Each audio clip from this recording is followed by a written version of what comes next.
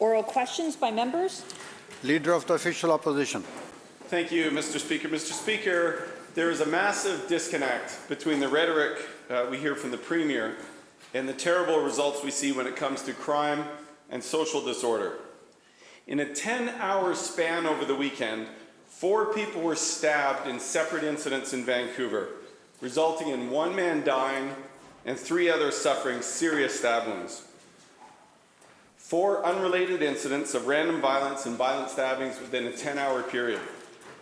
And this explosion of violence began under the Premier's watch while he was the soft-on-crime Attorney General for 5.5 years, and it continues to devastate communities around this province. So my question to the Premier is, when will the Premier end his catch and release system and prioritize the right of victims to feel safe in their communities over the right of violent repeat offenders to be released back into the community?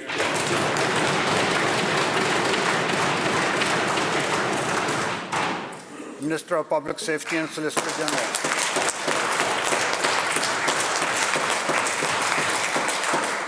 Thank you, Honourable Speaker, and I thank the member for his question. And I point out to the member that the police do an incredible job. The prosecution service does an incredible job in this province. All of us on this side of the House take these issues incredibly seriously. That's why Budget 2023 has a record $462 million in new funding for programs.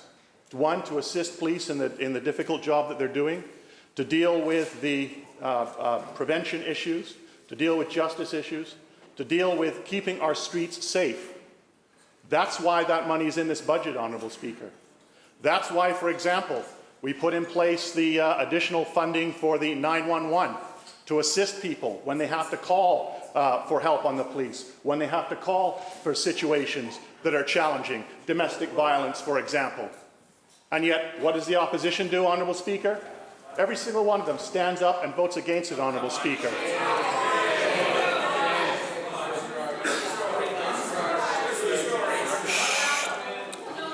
Members. Minister. Okay. Minister will continue. Hang on, Honourable Speaker. Hang on, Honourable Speaker. Members. Hang on, Honourable Speaker. Members. Hang on, Honourable Speaker. Members, the leader both of the sides. opposition. The Minister Leader of the has the Opposition just said he cares about results, Honourable Speaker. Well, $150 million investment to upgrade 911 service will bring greater results than voting against it, Honourable Speaker.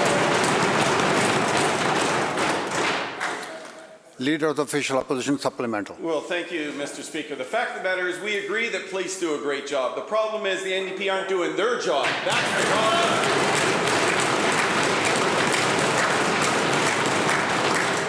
You'd almost forget that this is a government in their second term. 6 years into the government, they still haven't figured out that announcing more money doesn't actually improve results unless you roll up your sleeves and get the job done. That's what we want to talk about. The reality is, Mr. Speaker, that people no longer feel safe, and we have witnessed no improvement in the violence on our streets. On Valentine's Day, the horrific reality hit home in Richmond when a woman was found lying unconscious on a sidewalk. The police only realized that she was a victim of crime when another woman came forward with the similar report of an attack. The second victim was attacked by a violent repeat offender on the same day, walking on the same street in the same location as the first woman. After 6 years of NDP government, our streets are the most unsafe they have ever been, and things are getting worse, not better. When is this Premier going to put the rights of victims ahead of repeat offenders and keep our British Columbia citizens safe in their own communities?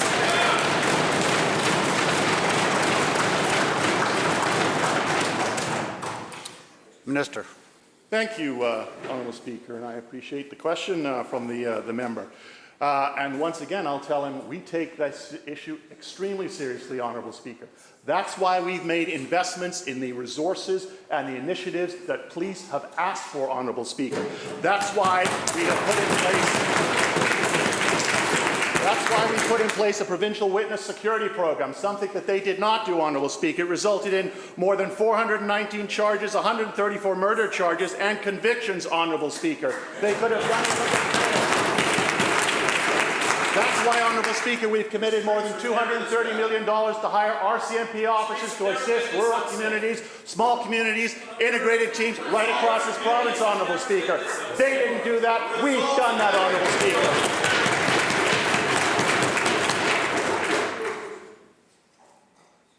Please continue. Thank you, Honourable Speaker.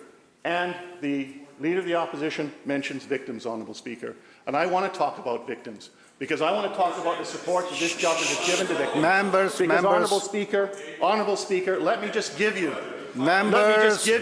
Honourable Speaker, when that member sat on this side of the House, Honourable Speaker, what we saw between 2009 and 2017 was a reduction in services to victims, Honourable Speaker, a reduction. That shows how much they cared about victims. And since 2018, Honourable Speaker, we have given a 70% increase in funding for victims, Honourable Speaker, for victim services, Honourable Speaker. Failed every single time.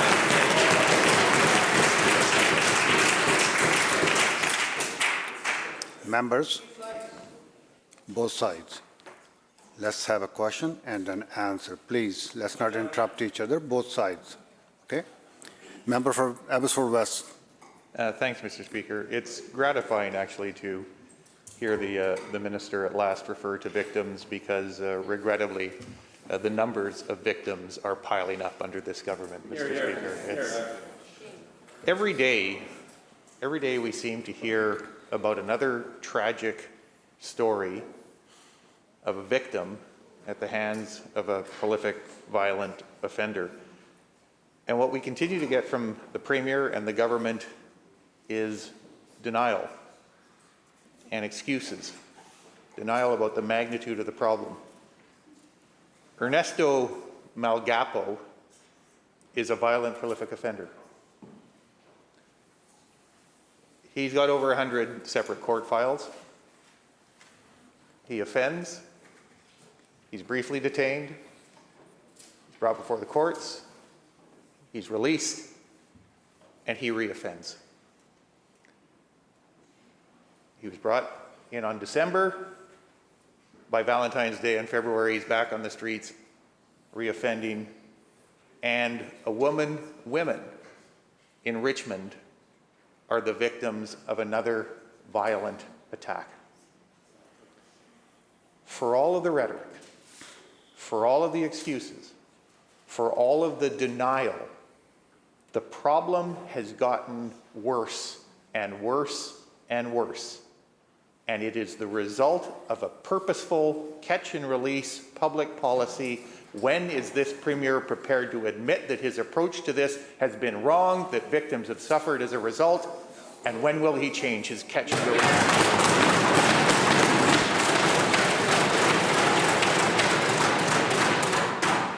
Chair really appreciates when the question was asked, nobody interrupted the member. So let's do the same thing now. Let's hear the answer. Minister. Thank you, Honourable Speaker, and I appreciate the question from the member.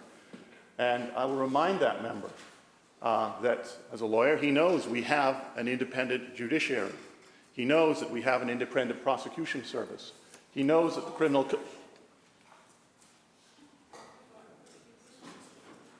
Gee, it didn't take long, Honourable Speaker, for them to ignore your admonition.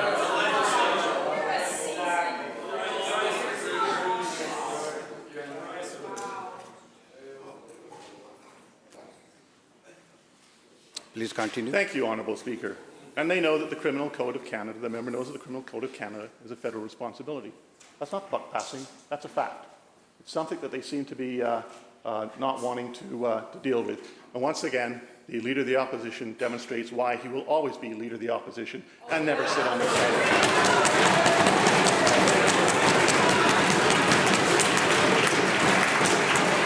So, Honourable Speaker.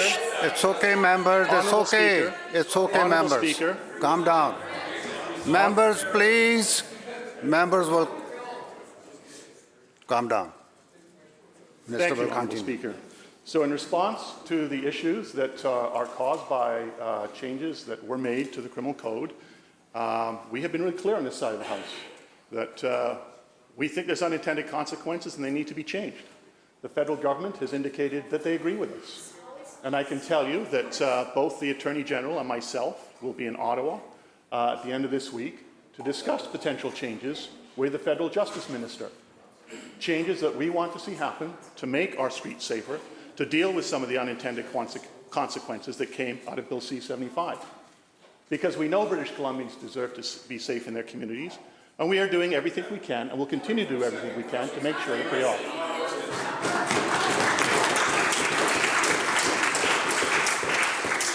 Member for Abbotsford West, supplemental. You know, over a year ago, we urged this government to take specific steps within their authority to address this problem that they are largely responsible for. We urged action under the Crown Council Act. We urged other steps. And all we got was excuses, denial. Now, the Premier likes to talk about 100 days. You know what people are talking about? 2,000 days of inaction by this Premier when it comes to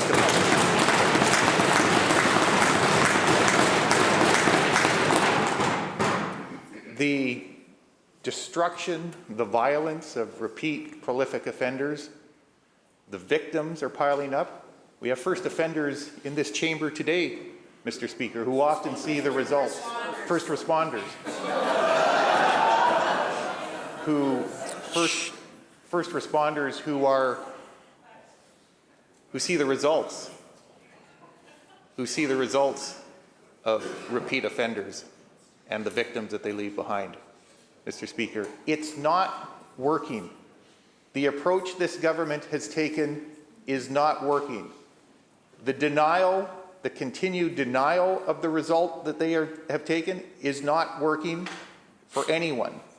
Catch and release does not work to keep people safe. People in communities across British Columbia do not feel safe, Mr. Speaker, and what this Premier needs to do is to stand up in this House, acknowledge that his approach has failed, and tell British Columbians he is going to take the steps necessary to keep them safe from repeat violent offenders.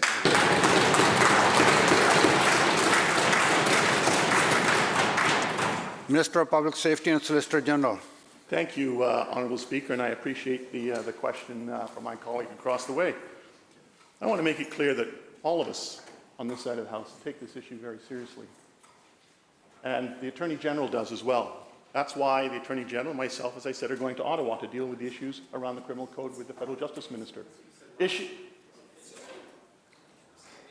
Issues that impact every single province in this country, that every Justice Minister and Solicitor General across the province has told the federal government they need to address with.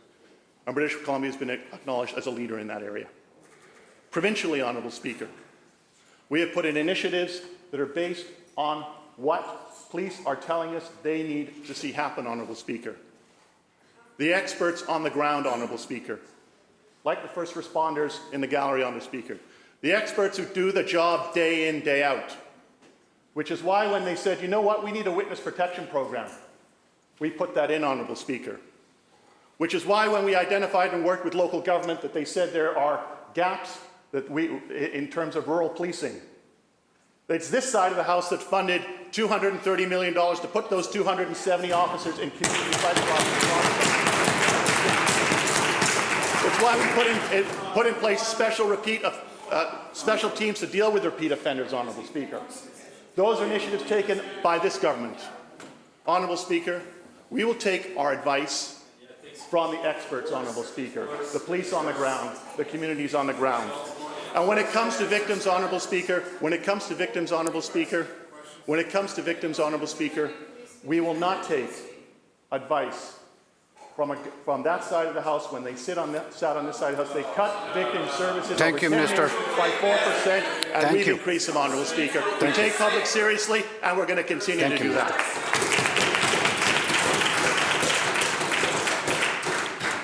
House Leader of the Third Party. Yeah, thank you, Mr. Speaker. Today I'm going to do a little something a little different than what normally happens in here for the 30 minutes of question period. I had the honor of hosting the Minister of Public Safety and Solicitor General last Friday to Salt Spring Island. And we had the opportunity to meet with the first responders, or some of the first responders on the island. And I just want to say that in the follow-up from that meeting on Friday, my constituents on Salt Spring are very happy for the open and honest dialogue that the Minister of Public Safety had. We met with the RCMP detachment, Sergeant Clive Seabrook, whose community-minded policing, Mr. Speaker, is very welcome and well received by the Islanders. We met for lunch with Fire Chief Jamie Holmes, and grateful to the cook and fire volunteer Misha Dewar-McClellan for the delicious chili, cornbread, and salad that was served to us. Mr. Speaker, Please I'd continue. like to know through you to the Minister of Public Safety what it was that he heard from my community on Salt Spring with respect to public safety and their needs. Minister. Thank you, Honourable Speaker, and I appreciate the question from the member because it was an interesting discussion we had with the residents of Salt Spring Island, who brought forward a number of suggestions, how much they value their local detachment and how much they believe in terms of relationship building. And they identified some of the challenges that small communities such as his, and I know occur in other parts of the province, have to deal with, which is where officers come into a community and they're only there for a short time. And particularly when you're dealing with communities that have Aboriginal communities where that relationship is so absolutely critical. They asked me, is there a way in which we can ensure that police in communities like his, and indeed in other communities, don't just do 2 or 3 years, but have the ability to stay longer? And I said that, yeah, you know what, that's something that I know is a problem. It's something that the Committee on Police Reform identified as a problem. And I said it is something I intend to take up with the federal minister on that. That's one of the things that we heard. And I thought it was a very valuable discussion, so I thank the member for arranging that meeting. Member supplemental. Mr. Speaker, I recognize that the role of question period is to hold government accountable, but it's also, I think, the role of this House to be constructive. And I think that when we have first responders who are here today, who put their lives on the line for our constituents day in and day out, that it's important that they can see that we have both the role of accountability, which they're seeing, and also the role of being constructive. We heard a range of issues, as the minister pointed out. Many of them, in fact, Salt Spring Islanders are very looking forward to a meeting with the Minister of Transportation, because many of the issues over there are about roads, road quality, road maintenance, the much desired cycling lanes on Fulford Ganges. Specifically, yes, I know, I'm getting to the question. Members. I'm getting to the question. There were... Members, please. Nobody interrupts. There were specific questions to the minister raised by the fire service on Salt Spring. They're in the process of building a new fire hall, and I think that all of the members here that serve in volunteer fire and paid fire services know the value of their fire halls. They also know the value of their communications. Through you to the Minister of Public Safety, what role can the provincial government play in supporting Salt Spring Island with the construction of their new fire hall and their new communications services? Minister. Thank you, Honourable Speaker. And again, I appreciate the question, because one of the great things about this meeting was to learn firsthand some of the challenges that his community and other communities that I have no doubt face. And one of them is the construction around that new fire hall and the issues and the challenges that they're facing over financing. I have committed to the member that I would be speaking with my colleague, the Minister of Municipal Affairs and the Minister of Finance, in terms of how... Please continue. Thank you, Honourable Speaker. And I heard the comments across the way, and I'd just like to remind the member that, you know what, when members do ask a question, they do get an answer. Just like when the...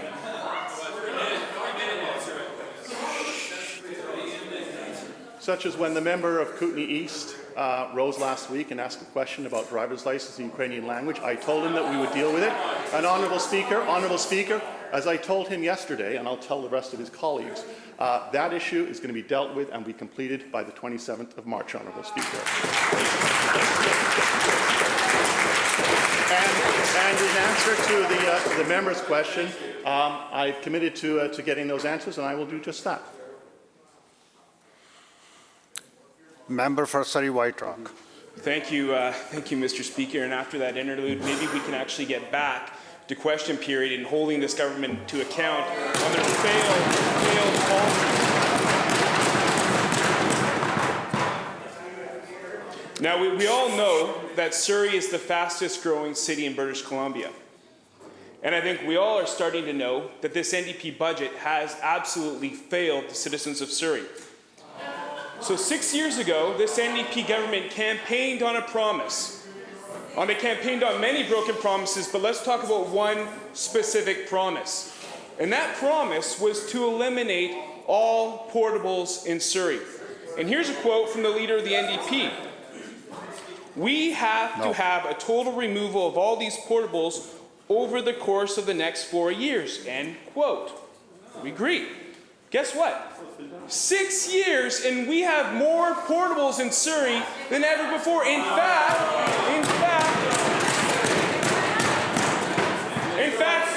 10% more portables than when that leader made that quote. So my question, it's a simple one, it's to the Premier, is how could he fail and miss so badly on a campaign commitment to eliminate portables in Surrey?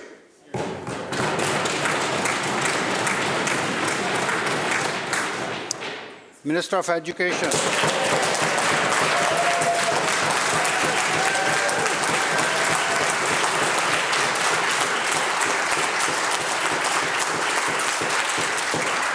Thank you, Mr. Speaker, and my first time ever standing up for the question period. I would really like to thank the member for the question. I am really honored that what our government has done since 2017. We have made education our key priority, and we have made investment. And this is investment that I'm very proud of, not just as an education minister, but as a parent as well. And this year's budget as well, Mr. Speaker, is historic for K-12 sector. We are putting, I would say, the amount I'm so proud of, $8 billion into K-12 sector. So this budget, and this is a commitment that, Mr. Speaker, that we took on since 2017. We have invested in more than 60 schools since 2017, and I can talk about Surrey as well, Mr. Speaker, which the member has raised. Since 2017, Mr. Speaker, we have put $475 million in the capital projects, which has created more than 10,000 seats.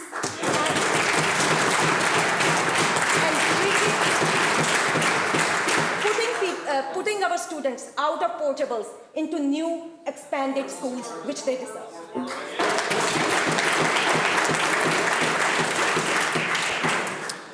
Member for Surrey White Rock, supplemental. Thank you, Mr. Speaker. And what's historic is the absolute failure by this NDP government. When it comes to portables, they campaign to eliminate and have zero, and we actually have more than ever, 10% more than when they made the commitment. Mr. Speaker, results matter. And it's a fact that this NDP government continues to fail when it comes to matching Surrey's rapid growth. So firstly, one of the things they first did is we talked about the Massey Tunnel. Scrap the Massey Replacement Bridge, $100 million gone. Then what do? They delay the Pattullo Bridge, reduce its scope, and they stuck Surrey taxpayers because of their community rip-off agreements. And to add salt to injury, they're going to replace a 4-lane bridge with a 4-lane bridge. And I think some members may know this, but when they originally did the Patello Bridge, 4 lanes, 15,000 people resided in the city of Surrey. In years to come, there's going to be 900,000 people in the city of Surrey. So my question is a simple one to the Minister of State of Infrastructure and Transit. Is they are failing so spectacularly on this bridge replacement, why don't they do the right thing and make this bridge a 6-lane bridge already and get it done?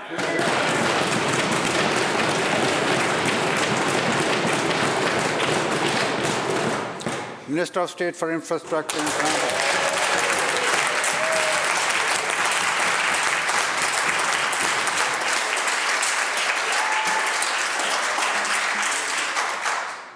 Minister. Well, yes, thank you to the member opposite, Mr. Speaker, for the question. I'm more than happy to talk about what we're doing in Surrey when it comes to transportation and south of the Fraser in general. The leader of the opposition just made a zero. Let's talk about zero.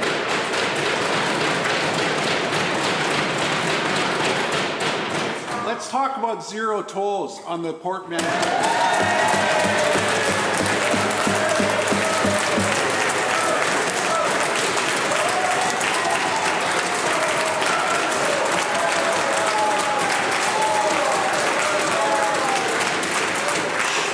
A regressive tax on the hard-working citizens of Surrey.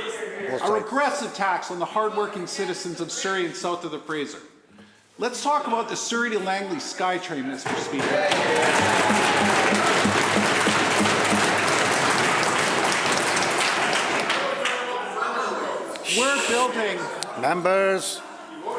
We're building a major piece of infrastructure south of the Fraser for the people of Surrey and Langley, a piece of infrastructure that the opposition never even talked about during their reign. Nonsense. It's true. It's true. How many times did they reference SkyTrain? Zero, Mr. Speaker.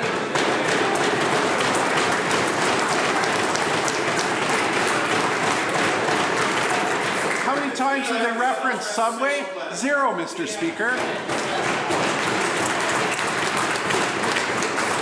How many times did they reference Rapid Bus? Zero, Mr. Speaker.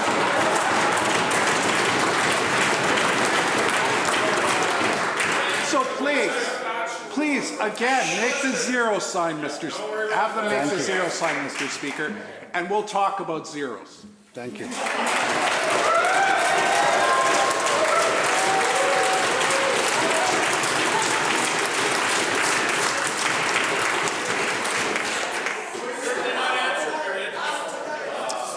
Well, members,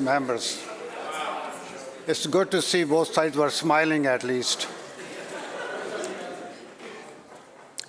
Member for Surrey South. Thank you, Mr. Speaker. Once again, the NDP, all talk, no action. They sure do. The reality is, Mr. Speaker, is the NDP just don't know how to get big projects done for the city of Surrey.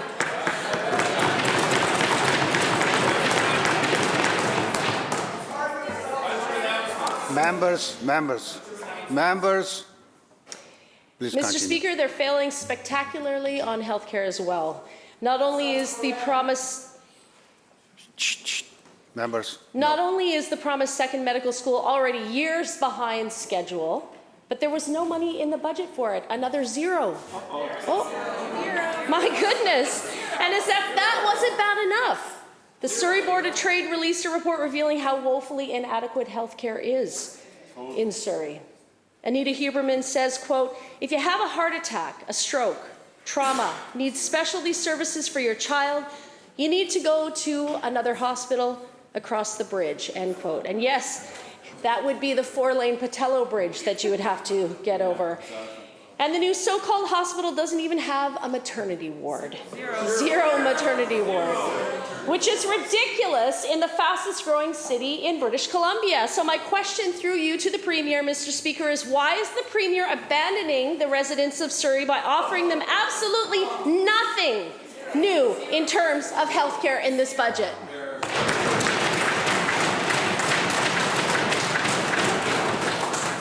Minister of Health.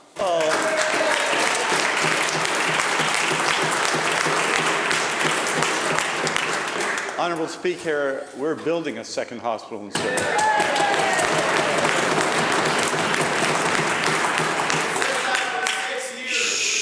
Members, let's have the courtesy to listen, please. Please. Thank you. Continue. Honourable Speaker, the Leader of the Opposition is bringing his usual insightful thought into this debate, Honourable Speaker.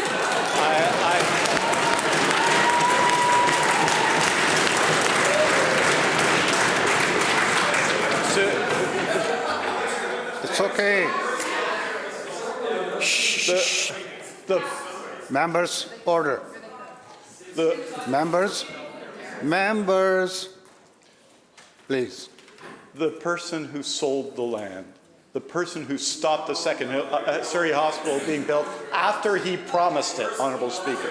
The person who failed the people of Surrey, who doesn't represent them anymore, Honourable Speaker. That person shouldn't be talking about hospital care and stadium. We built the hospital, he sells the land.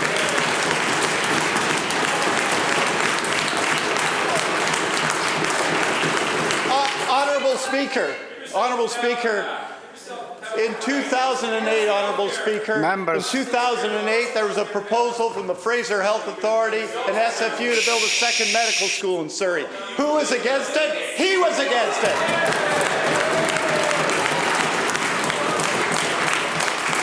And now, Honourable Speaker, the medical school and the hospital that he stopped, he's complaining about, Honourable Speaker.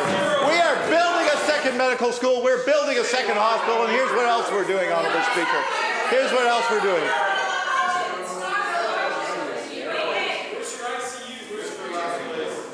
Members. Question was asked. Now let's conclude, please. Minister, please conclude. Thank you, Honourable Speaker. I could go on.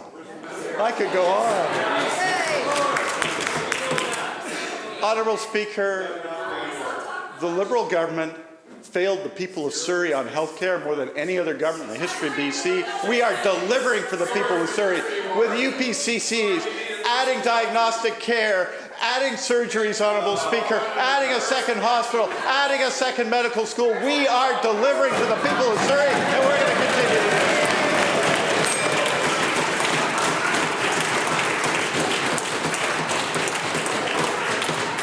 The bell ends the question period.